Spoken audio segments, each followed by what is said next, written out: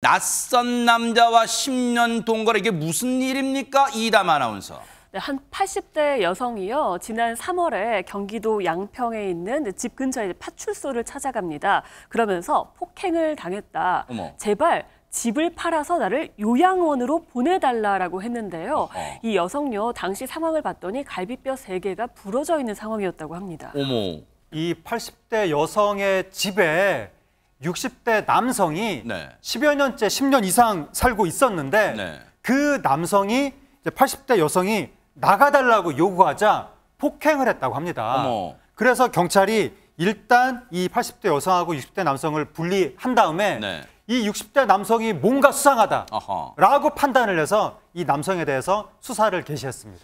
근데 박성배 변호사님, 뭐가 어느 대목이 수상하던 걸까요? 한 집에서 10년 동안 살았는데 남성의 어떠한 점이 수상쩍었다는 걸까요? 두 사람의 관계입니다. 이 80대 여성과 60대 남성은 부부도 아니었고 친인척도 아니었고 그렇다고 평소에 잘 아는 사이도 아니었습니다. 어머? 일면식도 없는 관계였습니다. 어머. 사건은 무려 10여 년 전으로 거슬러 올라갑니다.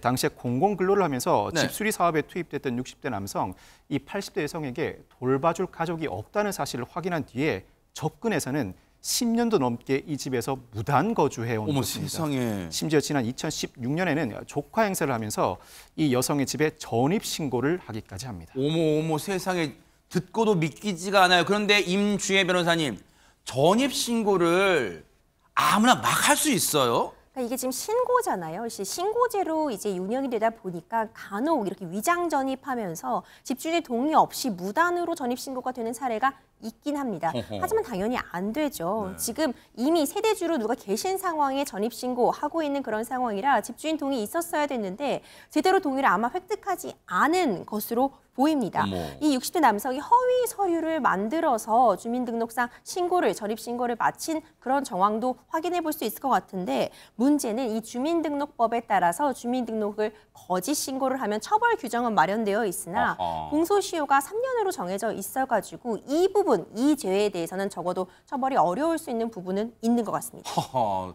들을수록 황당합니다. 그런데 보세요.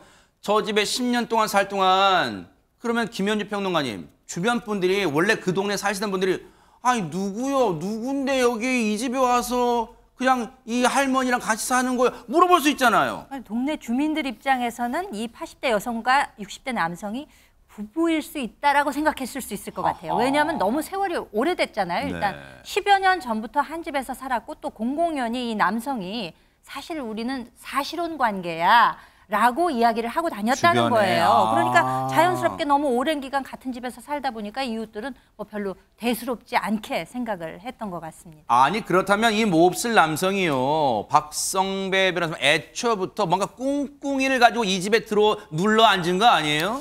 요즘에도 이런 일이 발생할 수 있을까 의아합니다만 범행 동기는 수사해 봐야 할 것 같습니다. 그렇지만 이런 경제적 목적도 충분히 추정해 볼 수 있습니다. 아하. 만약 80대 여성이 사망하게 될 경우 연고자 행세를 하고 있는 60대 남성에게 그 재산이 돌아갈 가능성도 상당히 높고 네. 상속 이전 단계에서 80대 여성의 재산을 파악해서 자신에게 귀속시킬 가능성도 있습니다. 즉 하하. 경제적 목적으로 접근하였다는 추정도 충분히 가능한 대목이라고 할 수 있습니다. 뿐만 아니라 이 남성, 이 80대 여성에게 폭력을 행사해서 형사처벌을 받은 전력도 여러 번 있었습니다. 어머. 아니 그러면 1년도 아니고 10년 동안 같이 자신의 의지와는 상관없이 살게 됐어요. 왜 그런 피해 사실을 주변에 못 알렸을까요, 하재근 평론가님? 그러니까 이 80대 여성한테 아마 가족이나 아주 친한 지인이 없었던 것이 아닌가. 그래서 사회적 조력을 받기가 좀 어려웠던 상황이 아닌가 싶고 네. 그리고 80대 여성한테 청각 장애가 있었다고 합니다. 아하. 그러니까 자신의 의사를 이렇게 공개적으로 제대로 표현하기가 좀 어려운 상태였었다고 합니다. 어허. 그러다 보니까 더더욱이나 어려움을 알리지 못했던 것 같고 네. 그리고 이 80대 여성이 60대 남성한테 나가라고 할 때마다 폭력을 저질렀다고 합니다. 이 남성이. 네. 그러다 보니까 이 80대 여성 입장에서는 적극적으로 항거할 수 없는 상황에서 좀 무기력한 상황으로 10년 이상을 그렇게 계속 지내온 것이 아닌가라는 네. 생각이 드는데 정말 안타까운 것이 네. 청각 장애가 있었으면 뭔가 관에서 관리하는 담당, 예를 들어서 뭐 공무원이라든가 누군가가 있었고 상황을 계속 잘 들여다봤으면 맞아요. 이런 일을 예방할 수 있지 않았었을까. 그러니까요. 그러한 안타까움도 듭니다. 정말 좋은 말씀이에요. 지자체에서 조금만 더 신경을 썼더라면 진작에 이런 불상사, 이런 몹쓸 남성의 행각은 발각되지 않았을까 그런 생각도 해봅니다.